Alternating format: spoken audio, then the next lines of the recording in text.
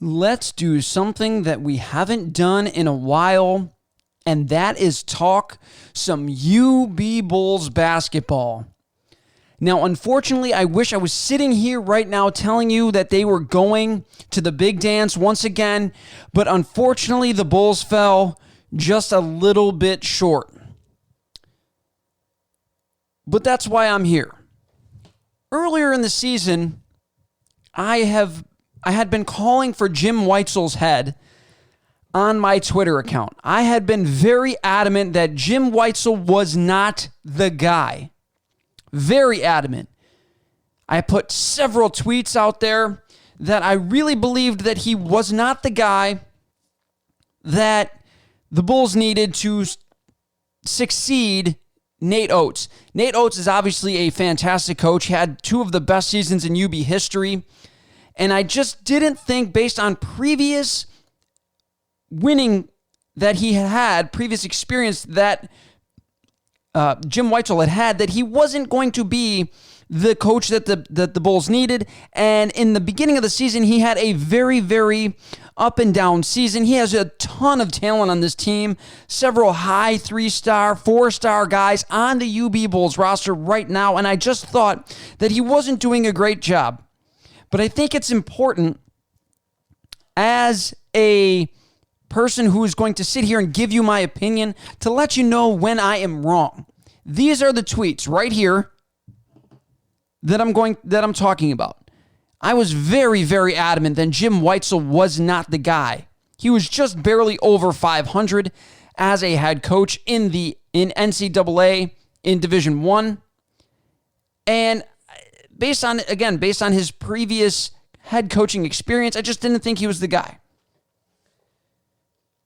But he and his coaching staff deserve nothing but credit for turning around this Buffalo Bulls team and made them one of the best MAC teams yet again, and an absolute terror going into next season. So this is what I have decided to do. I've decided to call myself out. I have to eat me some humble pie. Jim Whitesell, you did an absolutely fantastic job. And I got to tell you, I was wrong. So I'm going to sit here and eat this humble pie real quick.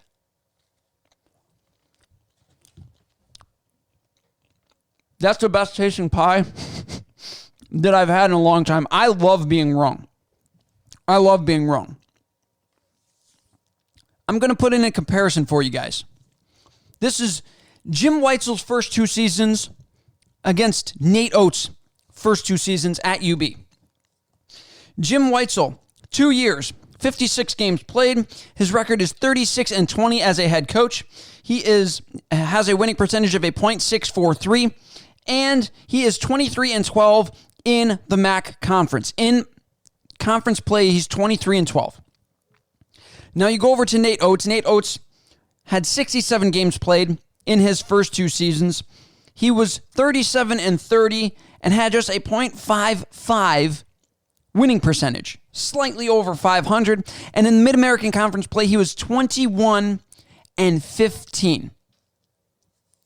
So it's clear to show that my bias seems to have carried over for Jim Whitesell.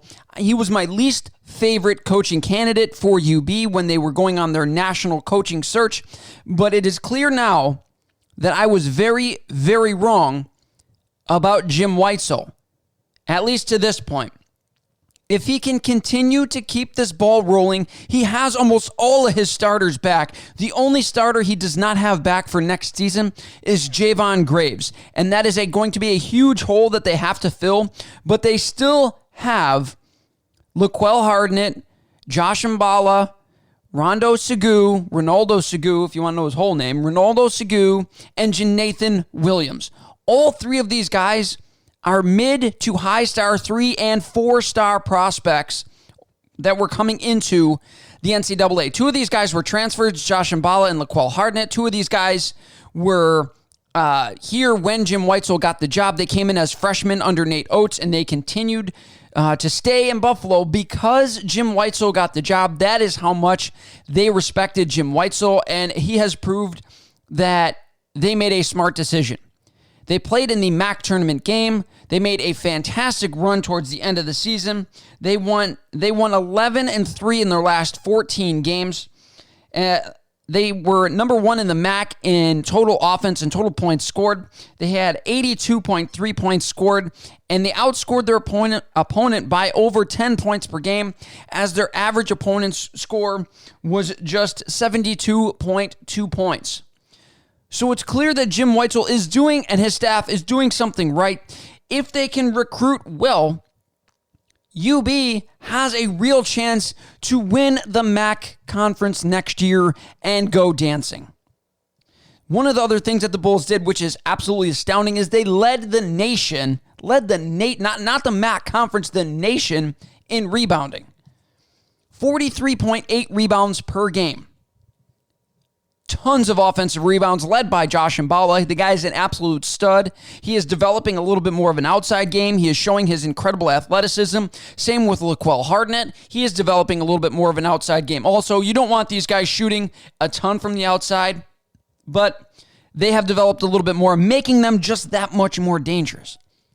Now, yes, I know that they came a little bit short in the Mid-American Conference championship game against Ohio, who have a legitimate NBA prospect in Preston as their point guard. That was really the big mismatch, was Ronaldo Segu, who's just 6 feet tall, against Preston, who is 6'4" and a legitimate NBA prospect. I love Ronaldo Segu. He might be just a little bit too small to match up against that. And when they put Javon Graves, who is 6'3", against Preston, he definitely had a more difficult time. Now, Ronaldo Segu played his heart out in the second half and got the Bulls at one point to within 10 points, but then Ohio went on another 9-point run, and that just essentially sunk the Bulls for that game. However, the Bulls got an NIT invite for the second time in program history, and that, I know to a lot of Bulls fans, they're going to say, well, what the heck is the NIT? It's the second biggest tournament in college basketball. It's usually 32 teams, and it is a fantastic tournament, usually with a ton of good teams, a bunch of prestige if you actually can do well in it. And this year, it's only 16 teams, and Buffalo was one of two MAC teams to get an invite to the National Invitational Tournament. The other being Toledo, who was the 1 seed in the MAC conference. The Bulls, they only have 4 seeds in this. The Bulls are coming in as a 4 seed, and they're going to face Colorado State, who is a 1 seed. Colorado State is coming into this game 18-6. And it's going to be a very tough game. They're going to play on ESPN2, I believe, on Friday at 7 p.m. It's going to be a fantastic game. Make sure you tune in. Win, lose, or draw, this has been a fantastic season for Jim Whitesell. And I really just had to sit here and make a video about how wrong I was. It's okay to be wrong about your opinions, and it's okay to change your opinions. It's okay to have people change your opinions. Things change so much in sports that I think that people forget that it's okay to have a bad take. It is. I have plenty of them, but I think people need to acknowledge their bad takes and own them. This one I'm owning, and I could not be happier that I'm owning this terrible take that Jim Whitesell was not the guy. If he can continue to do the things that he has done for the past 2 seasons, the Bulls are in great hands, and they should continue to be one of the top teams in the Mid-American Conference. Thank you guys for listening this week. Remember, tell your friends, tell your family they can hear me on all the major podcasting websites, including Apple Podcasts, Google Podcasts, Stitcher, Spotify, and of course, Anchor. They can catch me on YouTube at Sports Talk Buffalo. They can follow me on Twitter at Sports Talk Buff1. That's Sports Talk BUFF1 on Twitter. They can email me at sportstalkbuffalo@yahoo.com or sportstalkbuffalo@gmail.com. That's going to do it for this episode. Thank you guys. Have a fantastic week.